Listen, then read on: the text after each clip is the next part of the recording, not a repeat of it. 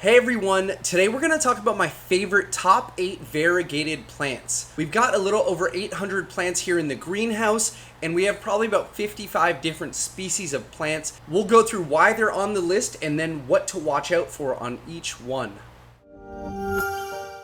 So coming in at number 8 is Philodendron Buono. This plant has gotten very popular recently and is pretty hard to come by. I've selected it to be on this list because the stable variegation and the ease of growing. It should also be noted every single plant on this list I've never had pest issues with, and that's one of the big variables here. And they're all pretty much semi-reasonably priced. Not only is the Buono stable in its variegation, it kind of has that Tycon like speckling and variegation, but it is easy to take cuttings of. This is a plant from this mother plant, and it's got really like a half mooning to the coloring and just a very beautiful, vigorous philodendron. Quick to root, fairly quick to grow, and the only thing to really look out for is sometimes a leaf when it's coming out will kind of roll on its side and kind of get pinched, and outside of that there's really nothing to worry about on this Buono. This is a top 8 of all these different plants, so there are a lot of plants that didn't make this list unfortunately. So starting here, these are really some of my favorite plants in the shop. So number 8, Buono variegata. Okay, next up, number 7 is Syngonium Pink Splash. Now, unlike some of the other Syngonium, the tri-spot, this is a much more affordable Syngonium in kind of the pink rare variety. It's on this list because it grows very fast, it roots very fast, has no problems with pests. You'll see a common theme here, and it also has stable variegation. This is the primary mother plant I started with, and this is how many plants it has generated of mothers. And as I said, it has very beautiful, stable variegation that I prefer. I really like this style of variegation, and I'm just such a big fan of Syngoniums right now because they grow so fast. They really don't have a lot of trouble with pests. One Syngonium I had at one point from Florida came with little bugs shipped in it, but outside of that, I sprayed for those and killed those off. These Syngoniums are very hardy plants, and as you can see, put out very easy to cut aerial roots, and also grow up these little shoots on the side to where you can divide the plant very easily. As I said, they're quite affordable. Syngoniums tend to be propagated fairly quickly, so they come down in price much more quicker than other plants. And the tri-spot Syngonium is also in tissue culture, so that price should be coming down soon also. In terms of things to look out for, I really can't come up with anything. I've never had any problems with this plant. I've had it for over a year, but I'm just a big fan of Syngonium in general, and the Pink Splash Syngonium. Coming in at number 7, Pink Splash Syngonium for its vigor, easy to root, and stable variegation. Okay, here's an unlikely choice that you might be surprised by. This is number 6, Epipremnum pinnatum, albo variegata. Now, I'll tell you why I put this plant on the list. Technically, this is a Epipremnum, but I put this plant on the list because it's very affordable. You can get cuttings of this plant between $20 and $50 or so, and it has very pretty coloring and quite stable variegation, and it is really hard to make this plant not grow. Here's a cutting I took of this plant on the 17th. Today's July 1st. And look at like just the aerial roots on top there. It's rooting right into the coconut husk. As I said, this plant is hard to make it not grow. It really just wants to divide and grow up new shoots and root deeply into the pot. It's got roots coming out of the bottom of this pot, and I've only had the plant for about 2 months. As you can see, just like Monstera albo, it's got the striping through the stem, but it just grows so much faster. It roots fast. I haven't had any issues with pests. And when they get large, they're very beautiful. It's a big kind of Hawaiian style tropical plant. I cannot speak to how stable this variegation is. From what I see in the stem, I guess it is possible that this stem kind of goes to green and that you lose that kind of stability of variegation, but so far I've been very impressed with this plant and every cutting it's given me. So coming in at number 6, an affordable, fast-growing tropical plant, the only Epipremnum on this list, and really in this shop, the Epipremnum pinnatum albo variegata. All right, this choice might not surprise some of you if you've watched other videos of mine. This is number 5, Burle Marx variegata. This is a philodendron. Now, I've chosen this plant because, first and foremost, the coloring to me is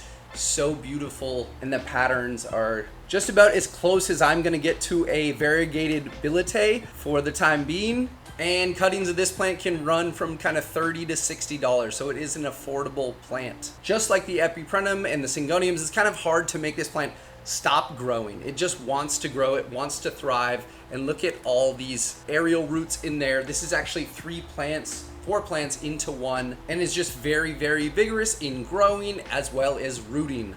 Also, no trouble with pests here. I guess the real only downside of this plant is the plant going sport. So I've found on my other mothers, if I start cutting back, kind of the ideal variegation to take cuttings from, just like we've talked about in other videos, it will then tell that plant to stop making this pattern and kind of go back to the lower nodes and grow from that point. And many times that lower growth point will be green. So I actually have one of my mothers in the back that I've cut all the beautiful variegation off, and now she's just shooting out green leaves. So that unstable variegation is her one downside, but outside of that, I can't really say any other downsides of the Burle Marx Philodendron.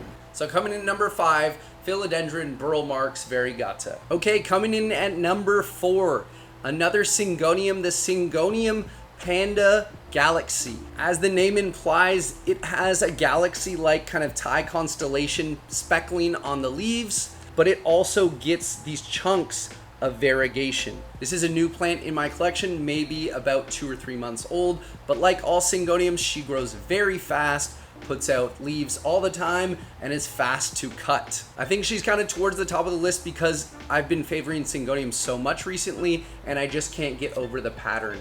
And you can see this new leaf coming in also has great variegation on it. I can't speak to the stability of this variegation, but if I were to guess, I would say there's a bit of a pattern in the galaxy-like, kind of the tie constellation, Jose Buono and Panda Galaxy speckling. And when it's that random speckling that looks kind of like a galaxy, I find that to be a stable-like variegation. So my fingers crossed that this is a stable variety of plant.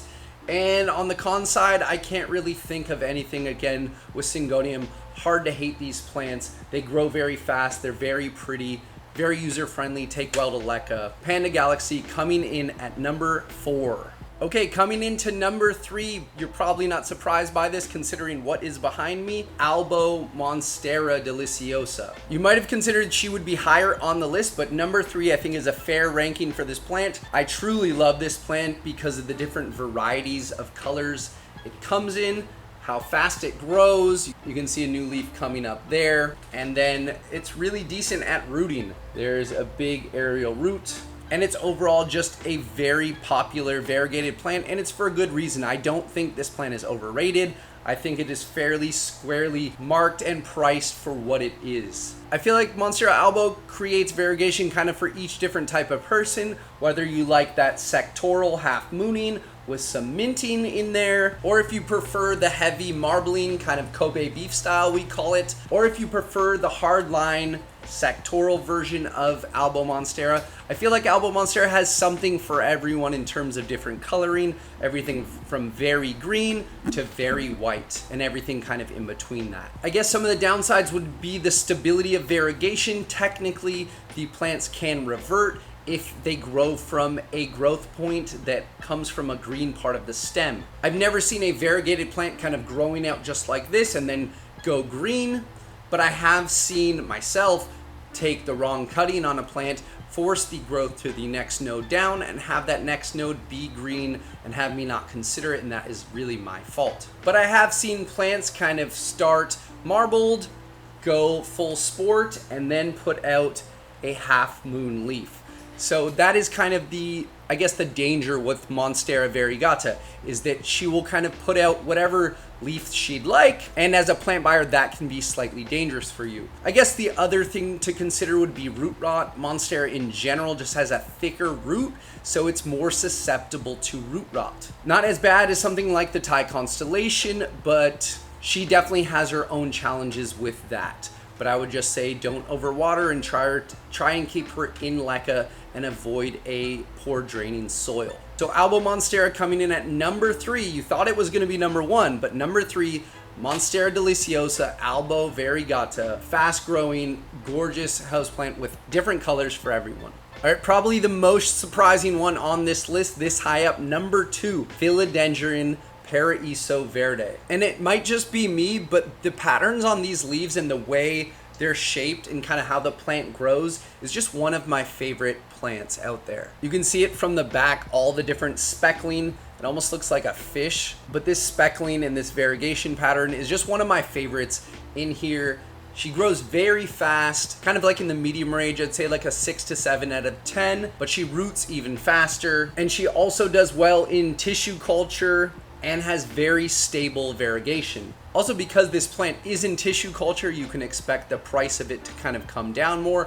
Again, more of that flecking and kind of that like freckling or galaxy-like pattern will be a stable variegation, and anything that has that stable variegation will end up in tissue culture coming out of the Asian markets for the houseplants. But this tissue culture will make it so those bigger plants that you're buying will come down in price. So for the reason that this plant has such beautiful leaves and it grows fast and roots fast, it comes in at number 2. I guess the only downside would be if you don't like kind of the leaf shape or the growth pattern. I've heard people say they don't like that the internodes between nodes, the internodal spacing is so far apart, but I prefer how she grows, and she kind of can hang off of a bookshelf or something like that and face downwards. So this is one of my favorite plants in the shop.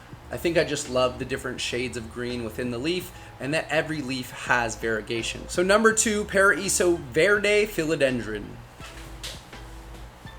Okay, number 1, the biggest plant in the shop, our original Thai Constellation mother. We've grown this plant from tissue culture for about 4.5 years, back in like 2017 or so. And now she has grown up to give us every Thai Constellation cutting we have. We're very grateful to this plant. And she's put out many additional mothers. You can see this half mooning leaf that browned off. Totally normal for variegated parts to go brown, but each leaf really has a great variegation there, and there to get that galaxy-like coloring. And as most of you know, Thai Constellation is within tissue culture, so you know that the price is eventually going to come down. We thought the prices were going to come down a lot more because of Costa Farms drop, but they really dropped the ball on that and weren't able to produce this plant. I suspect that was because of one of the primary downsides of Thai Constellation is that she tends to be susceptible to root rot. The main way to avoid this is by not overwatering your plant, and while the plant is very young, just being very careful of making sure the media is not soaking wet, and if you don't get root rot early on, you should be fairly good in the long run with that plant. But again, it is a systemic issue that plagues houseplants. So once it gets within that plant, every division, every micro propagation that you cut off to make the next round of tissue culture will have that. So number 1, the Monstera Thai Constellation Deliciosa. It is a true Deliciosa and grows massive, as you can see from the plant behind me. It has some of my favorite colors of all plants on her. And here's another specimen of the Thai Con. It's got that half mooning. And as we saw from the mother, it's a very stable variegation. It grows really fast, it roots pretty easy, obviously a little more challenging than Monstera albo because of that root rot issue, but it is a very beautiful plant, one of the most sought after now. I guess the downsides also are that it's gone up in price a little bit more after Costa Farms dropped the ball on their delivery of all these different plants they were growing. So that's my top 8 to round out the top 10. And just to give you a couple honorable mentions, I had in here Philodendron Majestic and Philodendron Splendid as some of my favorite top 10 plants of total, but I realized the top 8 were all variegated, so I just went with that list. I hope you guys enjoyed today's video. If you did, please click the like button down below. It's free to you, but it helps us out a lot. And if you want to come back every Saturday for another houseplant video, click subscribe and we'll see you next Saturday. Thanks so much for watching. Have a good day.